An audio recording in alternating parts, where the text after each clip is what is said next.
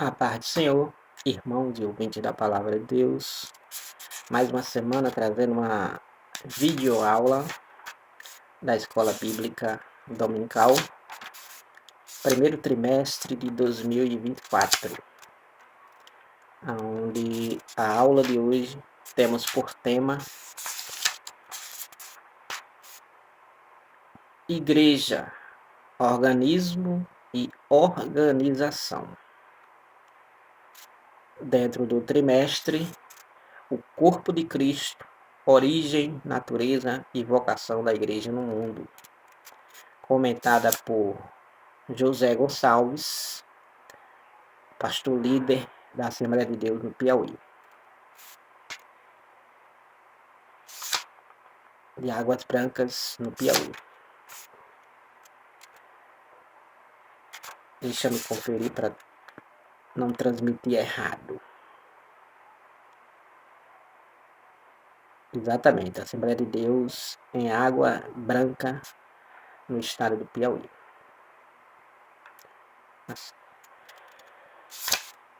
Igreja, organismo e organização. A leitura em classe se encontra em Atos dos Apóstolos, capítulo número 6, versículos do número 1 até o versículo número 7. Que assim nos diz a palavra do Senhor, nosso Deus.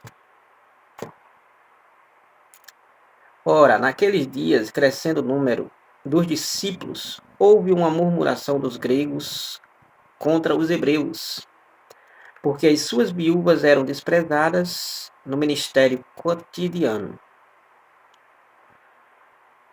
E os 12, convocando a multidão dos discípulos, disseram: não é razoável que nós deixemos a palavra de Deus e sirvamos as mesas. Escolhei, pois, irmãos, dentre vós, 7 varões de boa reputação, cheios do Espírito Santo e de sabedoria, aos quais constituamos sobre este importante negócio.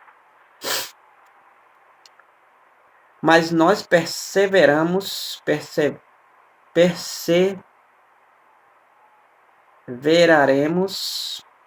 na oração e no ministério da palavra.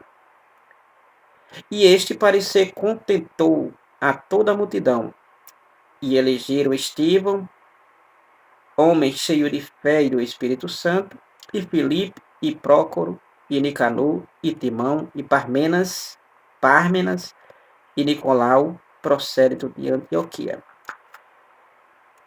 E os apresentaram ante os apóstolos, e estes, orando, lhes puseram as mãos, e crescia a palavra de Deus, e em Jerusalém se multiplicava muito o número dos discípulos, e grande parte dos sacerdotes obedeciam à fé.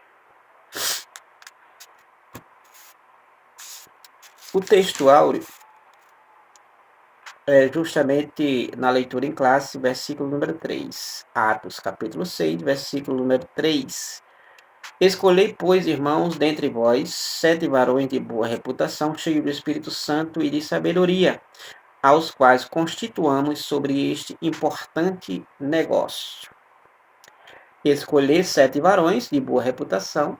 Esses varões seriam diáconos, seriam aqueles que iriam servir, atender a necessidade das viúvas que estavam desassistidas, ou seja, sem receber a contribuição alimentícia, sem receber a contribuição de popularmente uma cesta básica, que era realmente dado através da igreja primitiva, a igreja de Cristo, a igreja primitiva, a igreja do primeiro século.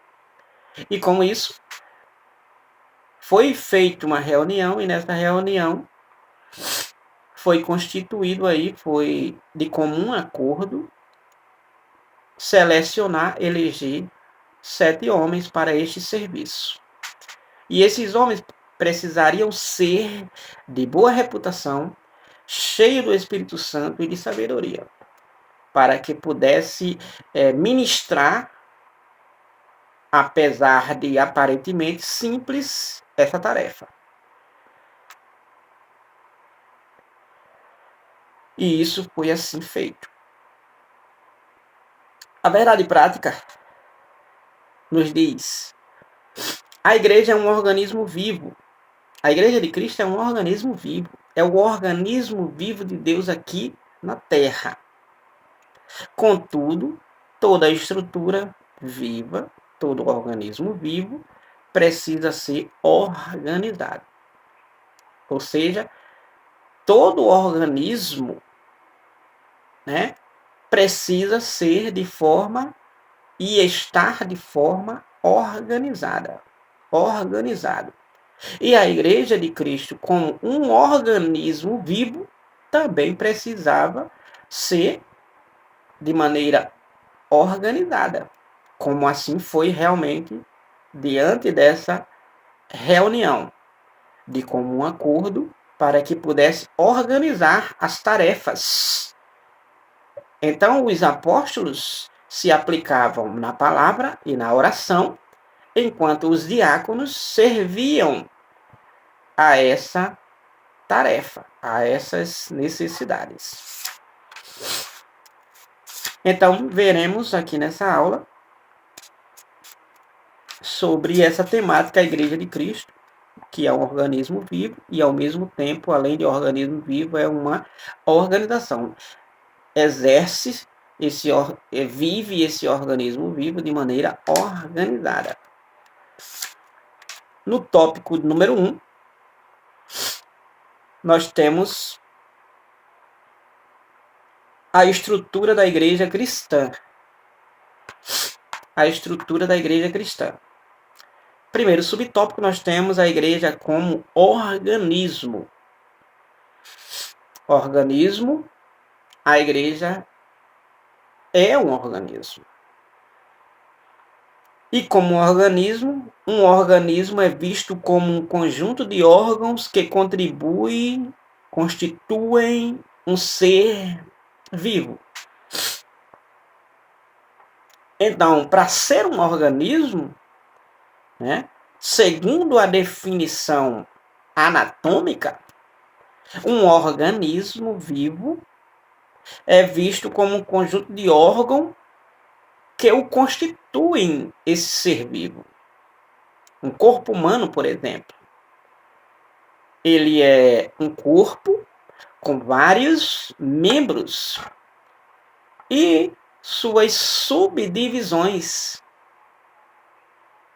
Então, a igreja de Cristo é um organismo, sim, é um corpo, sim, a qual Cristo é a cabeça deste corpo. E este corpo, ele é realmente composto de vários membros, de vários órgãos. E assim estamos a estudar sobre organização e organismo, a qual realmente se converge a Igreja de Cristo. Então nós temos, nesse aspecto de um ser vivo, que é um organismo, um ser vivo que é constituído por vários órgãos, nesse aspecto, um corpo com as diferentes funções de seus órgãos e membros é entendido como a estrutura física de um organismo vivo. Então, o corpo, ele é entendido, sem sombra de dúvida, como uma estrutura física de um organismo vivo. Então, metaforicamente, o que é definido como corpo de Cristo, que é o caso da Igreja de Cristo, é definido como um corpo, um organismo vivo. Na primeira carta do apóstolo São Paulo, capítulo 12, versículo número 27, a Bíblia nos diz assim: ora, vós sois o corpo de Cristo e seus membros em particular, tratando-os da igreja como um organismo vivo. Né? Então, vós sois o corpo de Cristo e seus membros em particular. Paulo falando à igreja que estava em Corinto. E isto realmente é uma realidade. De acordo com a definição anatômica, metaforicamente a igreja de Cristo é comparada também a este corpo, logicamente, a um organismo vivo, composto de vários órgãos e membros, em particular, somando e fazendo a junção, composição desse corpo. Que existe uma única cabeça, sendo essa cabeça Cristo Jesus, o nosso Senhor. Então, um organismo vivo, cuja cabeça é Cristo, baseado em 5:23 de Efésios, porque o marido é a cabeça da mulher, como também Cristo é a cabeça da igreja, sendo ele próprio o Salvador do corpo. Então, Cristo, dentro desse organismo vivo que é a igreja, Cristo é o cabeça desta igreja. E ao mesmo tempo, além de ser o cabeça, aquele que guia, aquele que comanda, aquele que ordena, aquele que conduz, ele ainda é o salvador deste corpo. Que corpo? A igreja. 5:23 de Efésios, você conferindo, verá isto que eu já transmiti. Então, assim como o corpo funciona pela harmonia de seus membros, da mesma forma, também a igreja. Então, o corpo, ele funciona, o corpo físico, ele funciona pela harmonia de seus membros. Pela harmonia de seus membros. Então, um corpo físico, um corpo humano, ele em seus membros em particular, mas esses membros fazem funcionar esse corpo de maneira harmônica. De repente, você precisa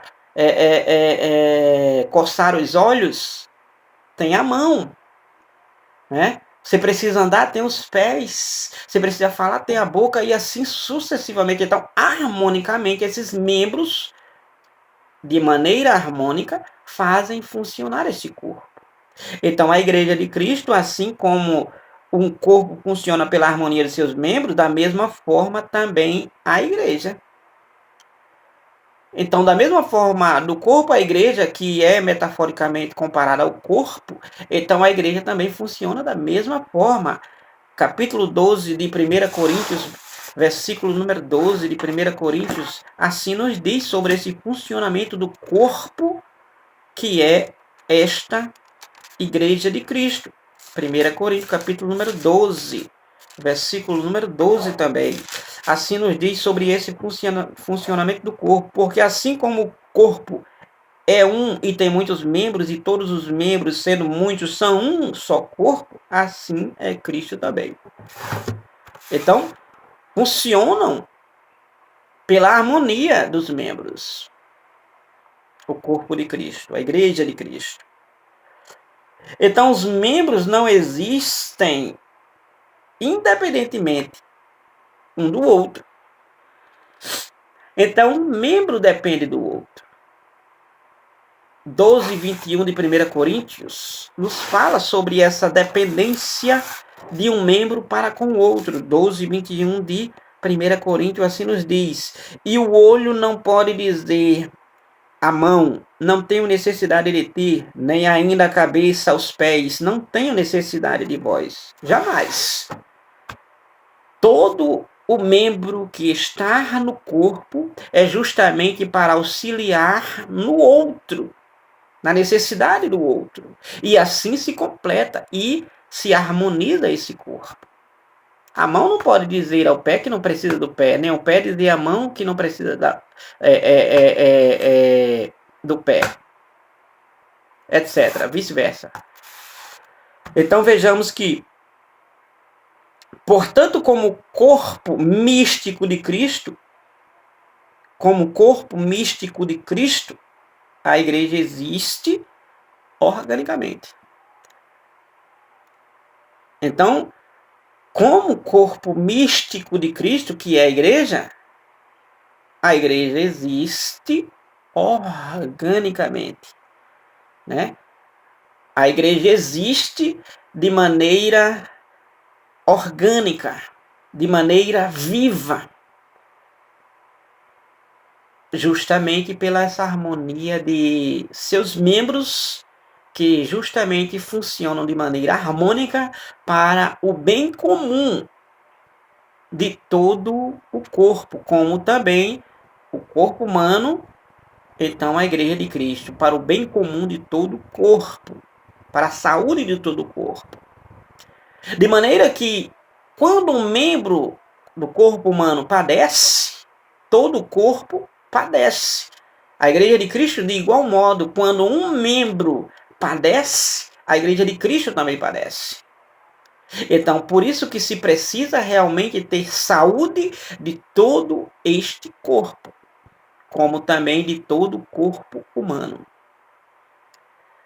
Então, a igreja como organização. Organismo, subtópico 1. Organização, subtópico 2. A igreja como organização. Então, a igreja, a forma de organização da igreja primitiva era simples. Todavia, existia. Qual era a forma de organização da igreja? Da igreja primitiva. Apesar de estar em fase de formação, a igreja primitiva, ela realmente, apesar de simples e ainda está no início de sua formação, no início de seu ministério, mas ela tinha uma forma, e essa forma de organização que ela usava era realmente maravilhosa e funcionava. E serve também para os dias atuais como padrão também. Então, qual era a forma de organização da igreja primitiva? A igreja que iniciou após a ascensão, a elevação, a subida de Jesus até os céus. Qual era a forma que ela usava? E existia através dessa forma. Era que realmente era centralizada. A liderança era centralizada, a liderança da igreja primitiva era centralizada nos apóstolos. A liderança da igreja primitiva era centralizada nos apóstolos. Dependia, originava dos apóstolos. Capítulo número 6. Capítulo número 6, 16 de Atos dos Apóstolos, e versículo número 4, nos diz assim: E quando iam passando pelas cidades, lhes entregavam para serem observados os descrentes que haviam sido estabelecidos pelos apóstolos e anciãos em Jerusalém. Então, a igreja primitiva, ela era centralizada nos apóstolos, a liderança era centralizada nos apóstolos, conforme Atos 16 e 4. Então, a igreja primitiva cuidava da parte administrativa, que justamente era através da liderança apostólica. Então, a igreja primitiva cuidava da parte administrativa. Atos dos Apóstolos, capítulo número 4 e versículo número 37. 4 e 37 de Atos dos Apóstolos dizia assim: possuindo uma herdade, vendeu e trouxe o preço e o depositou aos pés dos apóstolos. Aqui era um homem chamado Barnabé, que vendeu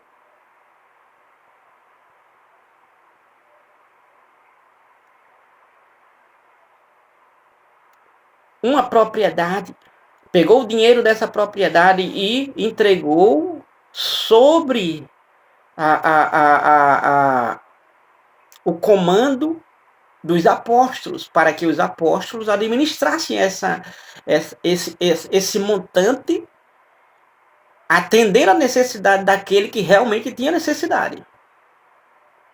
Então, a liderança da igreja primitiva,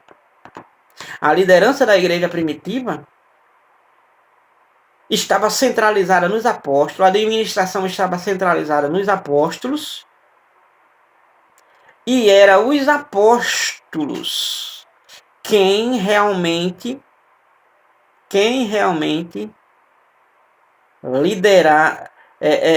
instituíam, colocavam, estabeleciam, elegiam lideranças locais. Como a gente podemos vermos em Atos dos Apóstolos, capítulo 6, versículo 6, que foi eles quem elegeram, instituíram os diáconos, logicamente, com uma votação, com uma eleição. 14:23 de Atos dos Apóstolos, nós podemos vermos que deixava e instituía em cidades homens para realmente cuidar. 14:23 diz assim, e havendo-lhes por comum consentimento eleito anciãos em cada igreja, orando com jejum, os encomendaram ao Senhor em que haviam crido. Então, eles instituíam anciãos em cada cidade, em cada igreja, onde tinha uma igreja, para que realmente ali ficasse e comandasse, logicamente, sobre a liderança dos apóstolos, que estariam supervisionando, dando aquele apoio moral, dando aquele apoio doutrinário, dando aquelas coordenadas essenciais. Então vejamos que a igreja como organização. Então, no tempo da igreja primitiva, era centralizada nos apóstolos. Os apóstolos quem elegiam líderes para, de maneira local, coordenar, administrar aquela igreja, como também pegavam as ofertas, as doações, e ali ministravam e distribuíam de maneira honesta, de maneira justa, para com cada um que havia, tinham suas necessidades reais, não falsas. Então nós podemos vermos aí, diz assim o comentarista a seguir: por outro lado, precisamos diferenciar uma igreja organizada de uma igreja institucionalizada. Estamos falando que a igreja é um organismo, como um organismo vivo, e mesmo como um organismo vivo, é um organismo organizado ao mesmo tempo. Então precisamos diferenciar da igreja organizada de uma igreja institucionalizada, ou seja, que foi instituída. Organizada é uma coisa, instituída já é outra. Porque pode ser instituída, mas não ser organizada. Mas quando é organizada, já está dentro da instituição. Mas muitas vezes instituída, mas não organizada. Porque a organização realmente diz respeito à espiritualidade e não simplesmente a uma ordem ordinária, hierárquica. Não diz respeito somente a isso, diz respeito a uma ordem, organização, de maneira que é agradável a Deus espiritualmente. Então, a organização é saudável. Olha só as diferenças. O institucionalismo, não é saudável.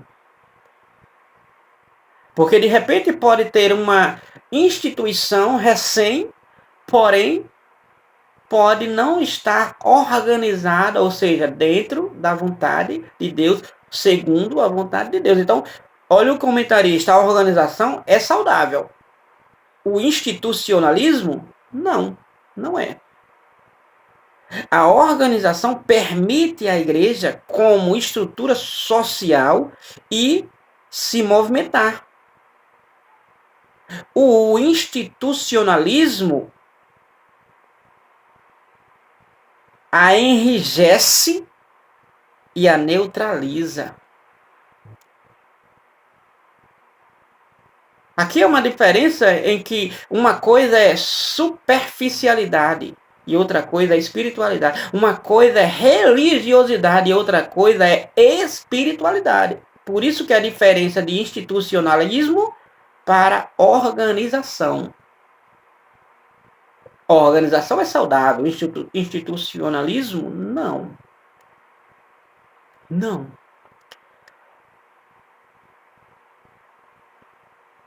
Uma igreja organizada, que se faz necessário. Uma igreja organizada se mantém viva, saudável, dentro da vontade de Deus. Uma igreja institucionalizada caminha para a morte. Por quê? Porque não é saudável. Não é saudável. A organização deste organismo, sim, é saudável. Organismo e organização, dando sequência ao subtópico 3. Vimos que a igreja, como corpo de Cristo, é um organismo vivo e uma organização. Certamente, a igreja de Cristo é um organismo vivo e, ao mesmo tempo, é uma organização. Ela existe como organismo e como organização, certamente. Nesse aspecto, podemos dizer que não há organismo sem organização. Não há organismo sem organização. Sem harmonia.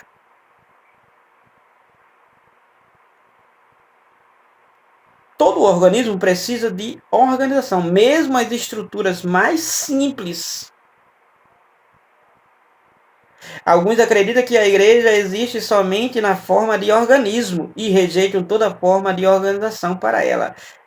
Então, por exemplo, para as pessoas não deve haver liderança ou estrutura alguma. Para alguns, não precisa ter liderança, precisa ter liderança. Porque ter liderança faz parte da organização. Então, para alguns, não precisa ter liderança. Mas, segundo a Bíblia Sagrada, Deus instituiu, Deus elegeu, Deus constituiu líderes para a igreja dele. Para justamente estes fazerem a diferença em realmente levar a essa organização e essa saúde para com todo o resto do corpo. Então, alguns acreditam que a igreja existe somente na forma de organismo, ou seja, alguns acreditam que a igreja é só um organismo e não uma organização, ou seja, não precisa de cargos, de hierarquia. A igreja é um organismo e pronto, cada um pode fazer o que quer. Não, a igreja é um organismo, sim. Porém, seus membros em particular, ou seja, existe uma organização. Um corpo não é só mão, nem é só pé. Um corpo é um corpo com vários membros e suas funções peculiares, individuais, que auxiliam um ao outro. Então a igreja não é só um organismo, a igreja também é uma organização. Entretanto, de acordo com a Bíblia, encontramos a igreja como forma de organismo e de organização. É lermos a Bíblia que a gente vai encontrar que a igreja é um organismo e uma organização. Para sombra de dúvidas, você pode conferir 1 Coríntios capítulo 12 e você vai ver lá a igreja como um organismo. Efésios capítulo número 4, versículo 11 e versículo 12, como também o versículo 13, vai ver a igreja como uma organização. Como um ministério organizado, instituído pelo próprio Espírito Santo, pelo próprio Deus, como diz a Bíblia. Então, no tópico número 2, partindo já para o tópico número 2, nós temos igreja, um organismo vivo e organizado. Sem dúvida, a igreja é um organismo, sim, vivo, vivíssimo.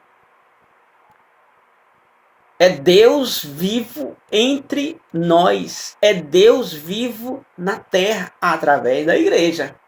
Esse organismo vivo. Então, uma igreja, tópico 2, um organismo vivo e organizado. Não é bagunçado. É organizado. Organizado. É harmônico. Subtópico número 1, nós temos no seu aspecto local. No seu aspecto local, o comentarista já inicia dizendo: no contexto do Novo Testamento, a igreja existe localmente como comunidade orgânica, ou seja, um ser vivo, um corpo. Dessa forma, havia a igreja que estava em Roma, Corinto, Éfeso, etc., de forma orgânica. Então a igreja estava em Éfeso, a igreja estava em Roma, a igreja estava em Corinto, a igreja estava em Antioquia, a igreja estava em Filipe, a igreja estava em Tessalônica, a igreja estava na Galáxia, Capadócia, e aí na Bitínia e aí por diante.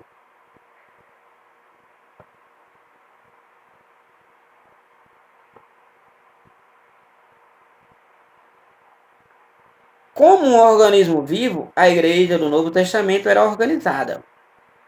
A igreja do Novo Testamento era organizada.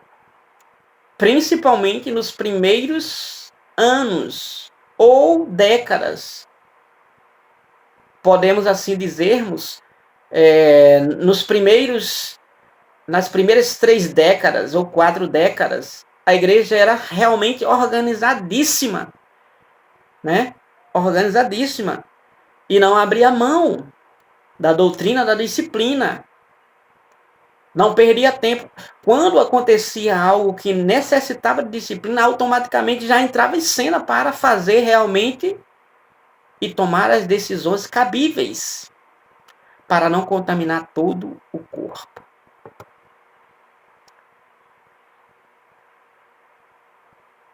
Então, por exemplo, ela se reunia. Então, a igreja do primeiro século, ela era organizada, ela se reunia com propósito. Não se reunia por se reunir, como Paulo diz, 1 Coríntios 14, 26. O que fazeis, irmãos, quando vos ajuntais? Né? A pergunta que Paulo faz lá, 14, 26, 1 Coríntios. Então, a igreja do primeiro século, a igreja primitiva, no seu aspecto local, ela se reunia. 2:42 de Atos dos Apóstolos, bem conhecido, 2:42, assim nos diz a palavra do Senhor nosso Deus. E perseveravam na doutrina dos apóstolos, na comunhão e no partir do pão e nas orações. Ou seja, estavam reunidos com o mesmo propósito. Não era se ajuntando com diferentes propósitos. Não, era com o mesmo propósito. Era para a comunhão, era para as orações, era para realmente a doutrina, perseverar na doutrina. Não era em conversas aleatórias, subjetivas. Não, era na doutrina. Então ela se reunia e orava. Atos 2:42, como também 12 de Atos dos Apóstolos, conferindo rapidamente, diz assim, 12 de Atos dos Apóstolos, assim nos diz: e considerando ele isto, foi à casa de Maria, mãe de João, que tinha por sobrenome Marcos, onde muitos estavam reunidos e oravam. Então a igreja primitiva, ela se reunia e orava, se reunia e ouvia a doutrina, né? Discutia a doutrina, aprendia a doutrina da palavra do Senhor, nosso Deus. Então, contudo, enxergava as demandas sociais que precisavam ser atendidas. Então, ela se reunia, ela orava e enxergava as necessidades. Quem já viu se reunir, mas não enxergar as necessidades das demandas do rebanho. Enxergava as demandas. O que significa enxergar as demandas do rebanho, da igreja? 4:35 de Atos dos Apóstolos, assim nos diz: não havia, pois, entre eles necessitado algum. A igreja primitiva era vista as necessidades, enxergava as demandas sociais, as necessidades do povo. Enxergava-se. 4:35 de Atos. E repartia-se a cada um segundo as necessidades que cada um tinha. As necessidades daqueles que estavam realmente necessitados eram atendidas. Eram atendidas. Porque uma alma não é só uma alma, é um corpo também. Além de corpo, não é só um corpo e uma alma. Precisa do pão de cada dia. Então é justamente o que está dizendo aqui, ó. E repartia-se a cada um. Repartia-se o quê? A igreja pegava o montante que chegava até ela e repartia com os demais. Quem eram esses demais? Era a nobreza? Era a elite? Era o ministério? Repartia-se entre os apóstolos? Não. Repartia entre os menos favorecidos. E a Bíblia diz: repartia-se a cada um. Não tinha acepção, não. Repartia-se a cada um segundo a necessidade que cada um tinha. Então a igreja primitiva, no aspecto local, ela se reunia, ela orava e ela enxergava as demandas sociais que precisavam ser atendidas. Ela instituiu o diaconato, elegeu lideranças, enviou seus primeiros missionários. Todos esses fatos mostram um organismo vivo agindo de forma organizada. Por que é vivo e de forma organizada? Porque na medida que estava precisando atender o social, que era realmente não era uma vez na vida, o social era atendido. Na medida que precisava disciplinar, era disciplinado. Na medida que precisava eleger novos com conduta de boa reputação, etc., então se fazia. Se fazia. E assim era visto realmente a organização da igreja primitiva. Subtópico 2. No seu aspecto litúrgico e ritual.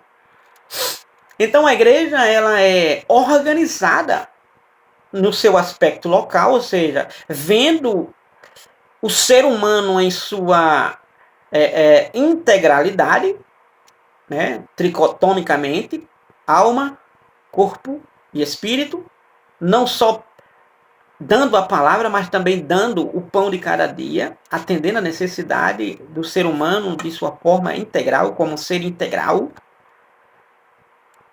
não somente um ser espiritual, mas sim também um ser social, uma pessoa.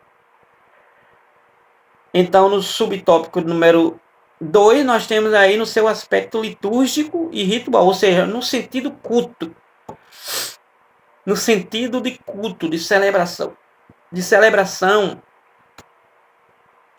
Então, toda igreja organizada possui uma liturgia e rituais. A organização, portanto, é necessária para uma igreja viva. Uma igreja organizada, por exemplo, mantém a decência e a ordem no culto. Então, no aspecto litúrgico e ritual, a igreja primitiva, a igreja realmente organizada, a igreja como organismo vivo e organizado, então ela mantém a decência e a ordem no culto. Um culto não vira bagunça. Um culto não vira clube social. A igreja não vira clube social. A igreja não vira teatro para encenação e etc.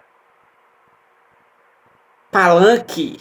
Não, a igreja mantém como uma igreja organizada, como um organismo vivo e organizado, a igreja mantém a ordem e a decência no culto. 14 de 1 Coríntios, versículo número 40.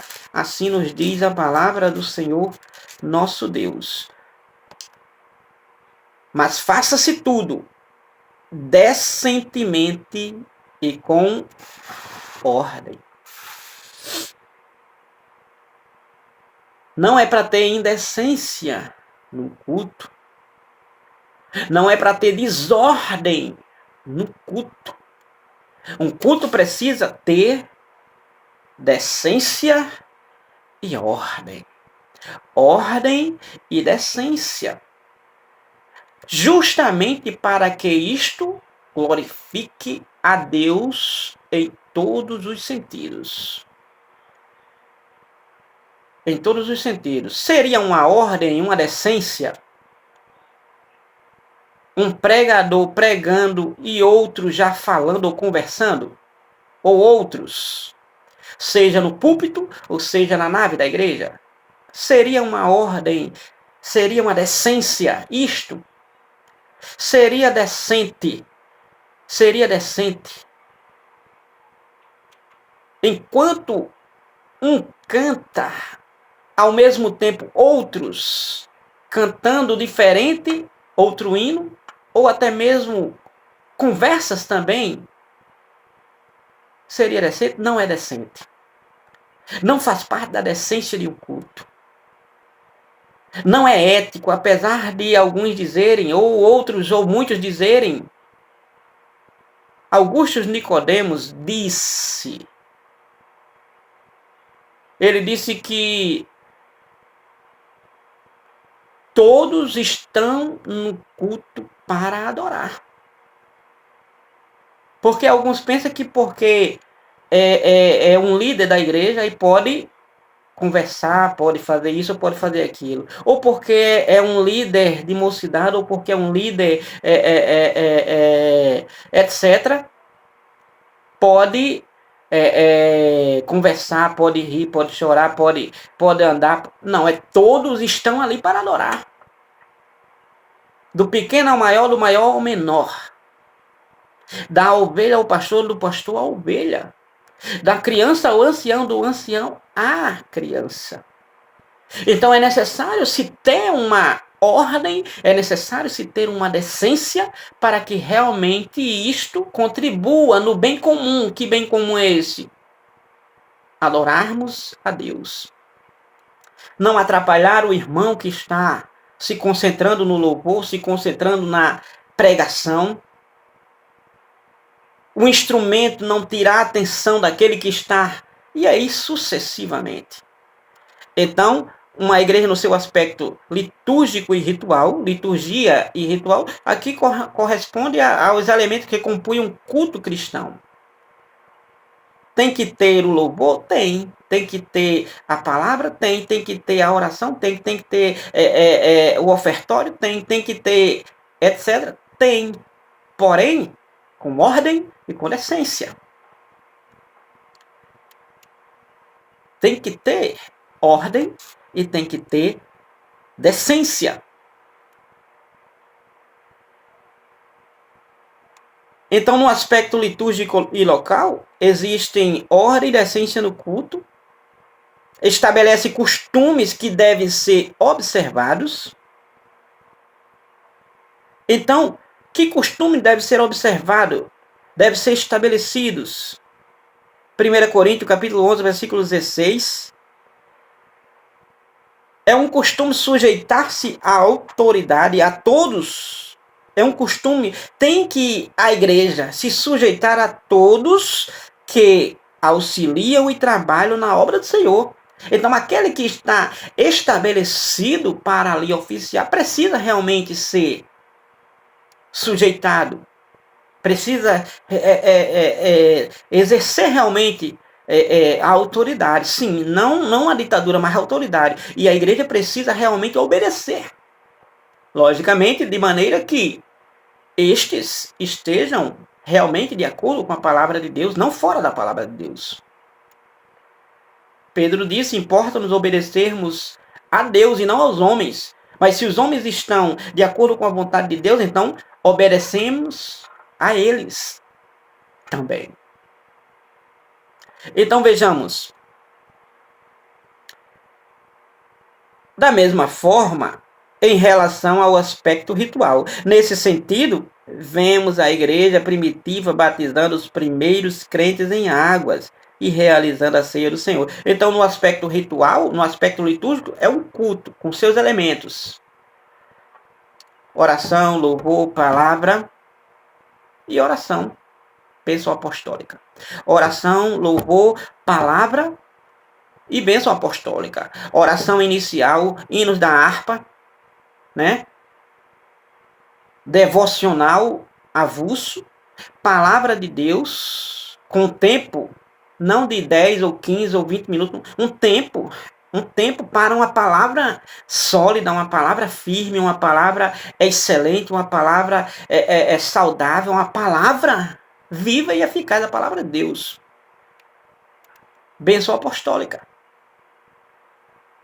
No aspecto ritual, a igreja tem o que como ritual? Tem o que faz parte desse ritual memorial, ordenanças, né? O batismo nas águas para arrependimento de pecados e a ceia do Senhor. Esse memorial realizado, dependendo da igreja, mensalmente. Ou, dependendo da igreja, de outras igrejas, se repete algumas vezes, possivelmente no mês.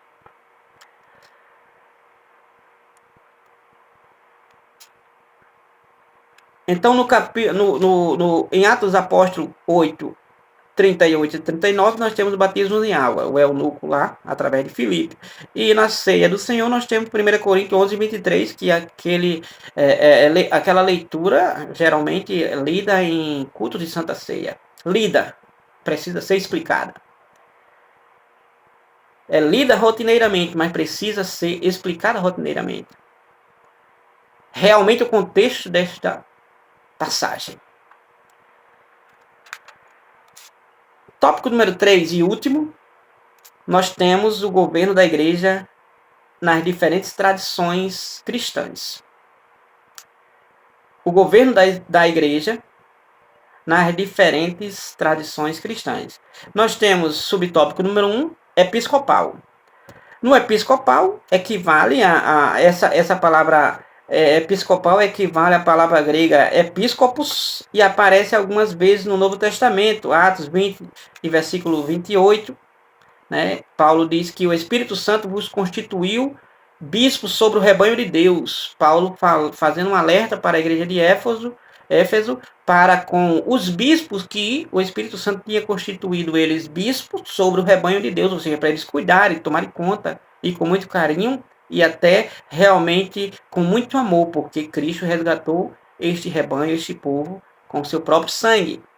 Nós temos aí 1 Timóteo 3 e 2, que esses bispos que o Espírito Santo constituiu sobre o rebanho de Deus, eles devem, na qualidade que exerce a palavra de Deus, eles devem ser realmente irrepreensíveis, dentre outras qualidades, e apto para ensinar.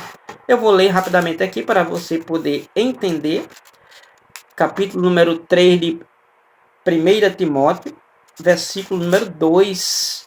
Assim nos diz a palavra de Deus, que o bispo eleito de maneira episcopal, subtópico número 1, quais são as suas credenciais para ele ser eleito a esse episcopado. 3 e 2 de 1 Timóteo nos diz assim: convém, pois, que o bispo seja irrepreensível, marido de uma mulher, vigilante, sóbrio, lúcido, honesto, hospitaleiro e, acima de tudo, apto para ensinar. Como também podemos vermos em Tito, capítulo número 1, versículo número 7, que assim nos diz a palavra de Deus, falando mais uma vez sobre as credenciais do bispo. Porque convém que o bispo seja irrepreensível, como dispenseiro da casa de Deus, não seja soberbo, nem iracundo, nem dado ao vinho, nem espancador, nem cobiçoso de torpe ganância, avarento. Então vejamos que no modelo episcopal, a igreja, o governo da igreja nas diferentes tradições cristãs, temos aí, primeiro subtópico, episcopal, né? Episcopal, de modelo episcopal. Então, no contexto atual, o episcopado defende que Cristo confiou o governo da igreja a uma categoria de oficiais denominados de bispos ou supervisores. Com o tempo, esse sistema passou a defender a primazia de um bispo sobre o outro e terminou culminando no papado romano, como acontece no catolicismo. Esse modelo é seguido pelo catolicismo e também por algumas denominações protestantes e pentecostais, igrejas que colocam aquele como o máximo do máximo e etc. Você conhece algumas igrejas aí, como, por exemplo, aí a Universal do Reino de Deus e outras mais aí. Então, nós temos aí o governo da igreja em diferentes tradições cristãs. O primeiro modelo é o episcopal. O segundo modelo é presbiteral. O presbiteral, no atual sistema presbiteral, a igreja elege os presbíteros para um conselho. Dessa forma, o conselho possui autoridade para conduzir a igreja local, ou seja, após ser considerado como presbítero ali no governo presbiteral, então a autoridade é realmente agora designada, essa autoridade presbiteral, para que possa conduzir a igreja local, ou seja, liderar. Então, é o sistema seguido pelas igrejas reformadas e algumas igrejas pentecostais na América do Norte. Esse modelo é seguido pelas igrejas reformadas e algumas igrejas pentecostais na América do Norte. O terceiro modelo e último nós temos aí congregacional, que justamente esse modelo aqui é onde iremos tratarmos aqui de maneira mais sucinta. Nós temos aí que ele vai corroborar com o subtópico 4. Nós temos aí, nesse atual sistema, o pastor é eleito pela Assembleia Geral da igreja local. Assim, as igrejas locais são autônomas nas suas tomadas de decisões, não estando sujeitas a nenhuma interferência que venha de fora. É o modelo seguido pelos batistas.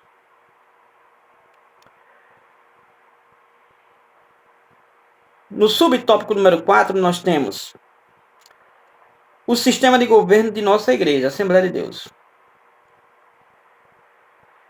No contexto norte-americano das Assembleias de Deus, as Assembleias de Deus se aproximam mais do modelo de governo presbiteral, que é correspondente, a gente já falamos aí no subtópico número 2.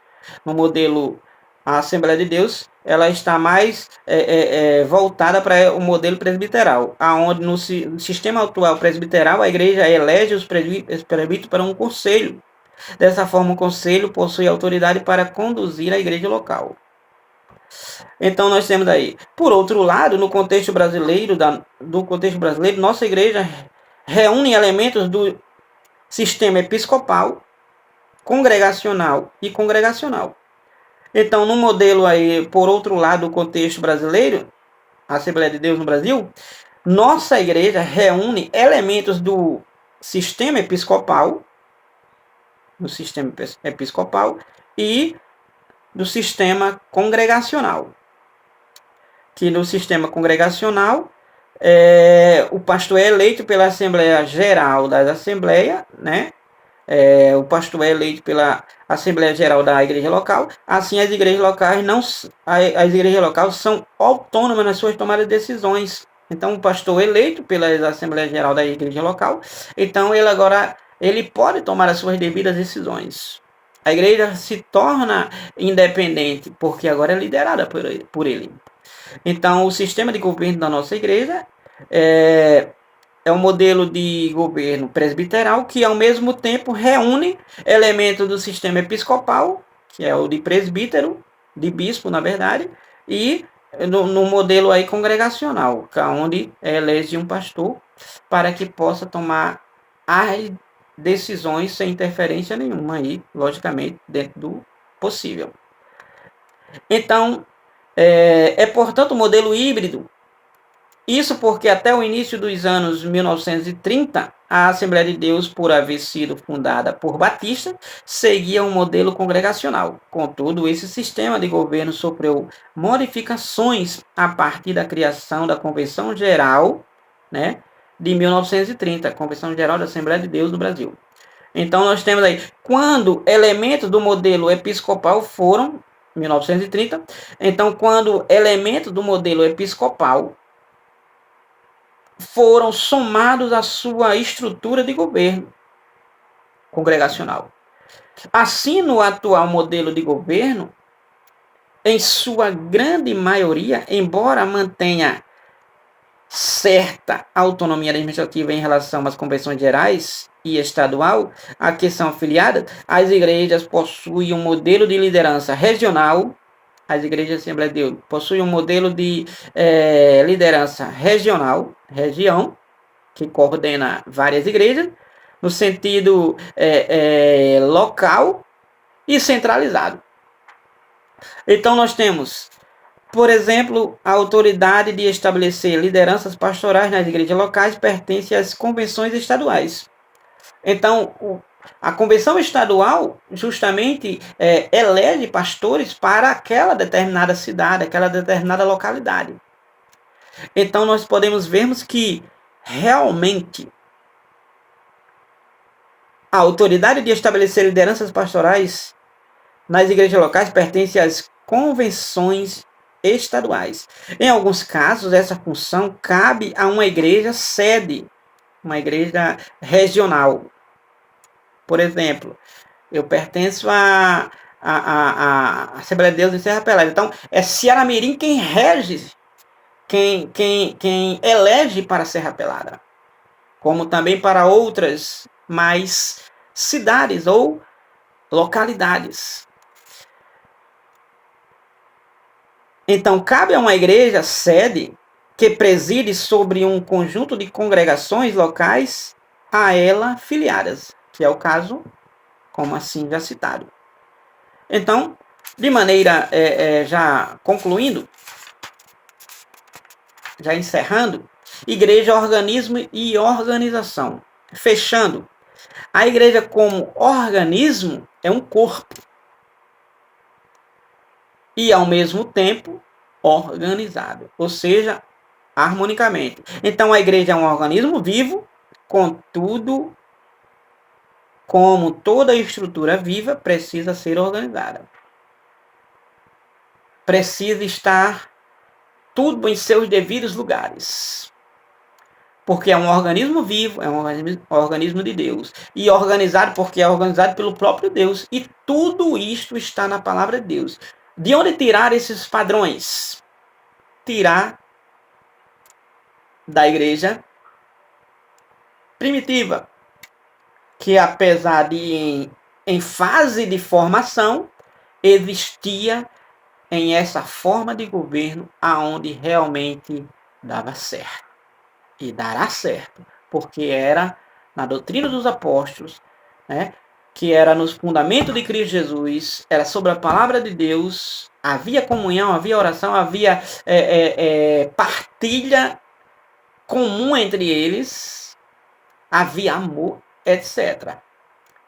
Então, da mesma forma, a igreja atual também tem todo este êxito, se assim proceder pela palavra de Deus. Que Deus abençoe a todos, você e sua casa, em nome de Jesus. Até mais.